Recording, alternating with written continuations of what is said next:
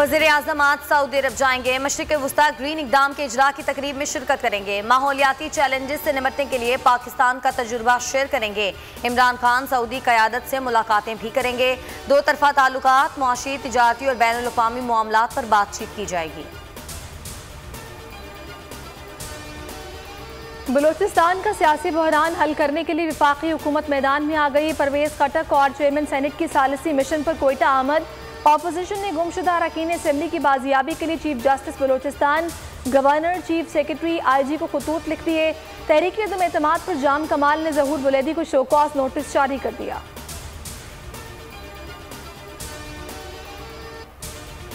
PDM ने महंगाई के खिलाफ बगल बजा दिया। मुल्कगीर एहतजाजी मुजाहरे, शहर शहर रैलियां निकाली, हुकूमत के खिलाफ नारे लगाए, गले में रोटियां लटकाई और बिजली के बिल जलाए। पीपल्स पार्टी और जमात इस्लामी भी सड़कों पर निकल आई। कराची समेत मुख्तलिफ शहरों में एहतजाज, अवाम को फौरी रिलीफ देने का मुतालबा। PDM रहनुमाओं ने हुकूमत को निशाने पर ले लिया। नाड़ियों ने फलता फूलता पाकिस्तान तबाह कर दिया। नौकरियां और घर क्या देते, एक वक्त की रोटी भी छीन ली। साद रफीक की तनकीद। अयाज सादिक ने कहा कि पाकिस्तान को नालायक और नाअहल हुक्मरानों के हाथ यरकमाल नहीं रहने देंगे। मौलाना अब्दुल गफूर हैदरी ने कहा हुकूमत ने मुल्क को IMF की झोली में डाल दिया।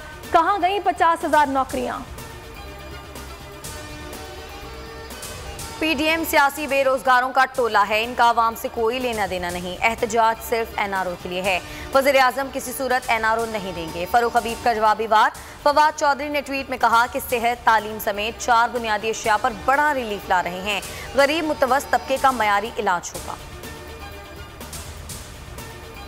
महंगाई की वजह से आम आदमी की तकलीफ से आगाह है। हुकूमत मुख्तलिफ प्रोग्राम्स के जरिए कमजोर तबकात को रिलीफ फराहम कर रही है। मुनाफाखोरों और ज़ख़ीरा अंदोज़ों के खिलाफ क्रैकडाउन जारी रहेगा। वज़ीर-ए-आज़म का आज़म। दौरा लाहौर में वज़ीर आला और गवर्नर पंजाब से अलग अलग मुलाकातें। सियासी सूरत हाल और पंजाब के इंतजामी उमूर पर गुफ्तगू।